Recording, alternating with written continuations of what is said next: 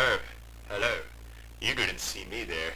Ah, welcome to Hearty Hearty Cooking. I'm your host. Today, we are going to be making a very special meal.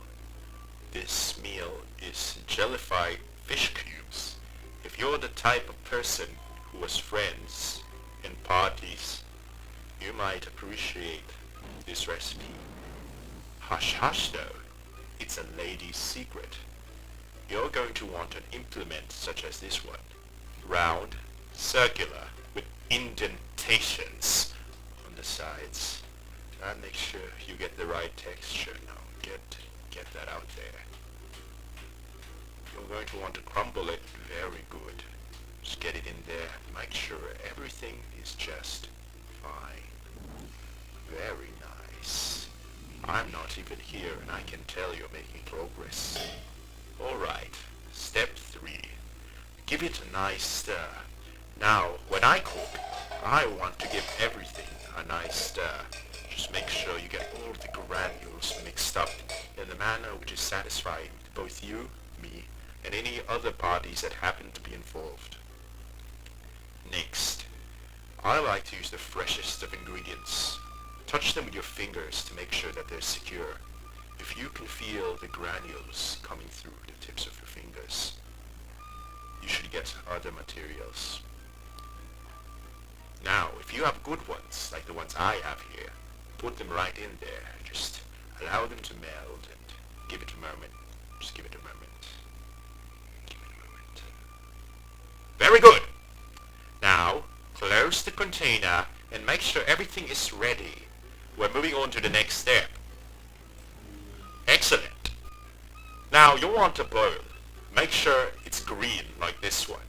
You want the green bowl. Okay, that's the sort of bowl that you want to have.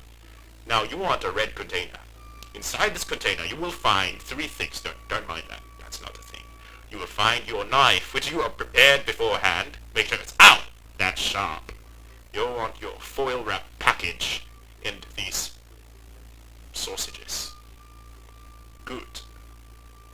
Now, leave for a moment and let the sausages settle and come back. Here's my kitchen assistant, by the way. His name is Noily. Everyone say hello to Noily. Hello! Very good, Noily. Anyway, we are going to move on with the recipe. Delicious. Now, if you look closely, I am cutting the container of sausages. It will not do to rip it or to snip it. You must cut it. There are no outliers in the situation. And you're going to want to open it up very delicately. Make sure the sausages get out of that container just in a perfect manner. Now, when you choose sausage meat, you're going to want to, or any meat in general, you're going to want to be very careful. You want to use a young female uncalved with a fat thickness of around 3 millimeters. I am of course referring to a cow. If your specimen is grain-fed, it is permissible to have up to 6 millimeters of fat in there for that nice wheaty taste. If you're on a diet, ask your butcher for the meats which are fat-free and halal certified. Get the surface membrane removed and get your cuts packaged, since those plastic seals really keep the freshness in.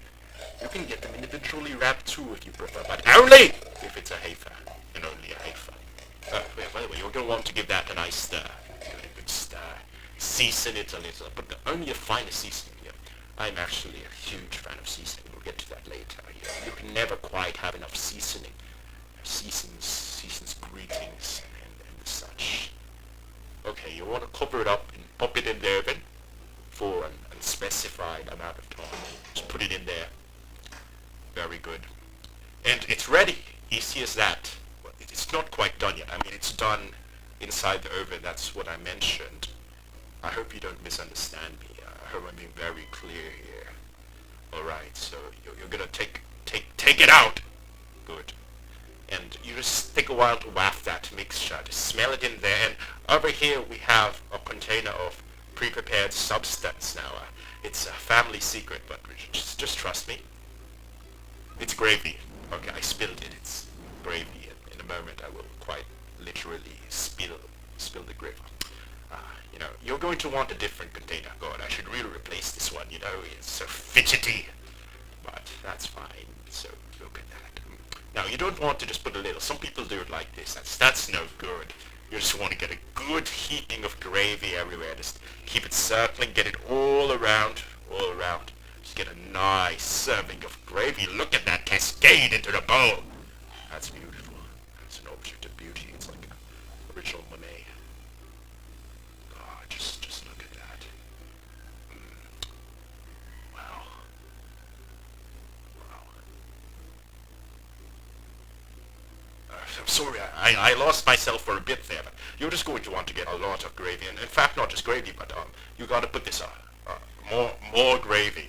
So this is a different sort of gravy, but it's also very similar. Trust me. And this kind of gravy, it's very good.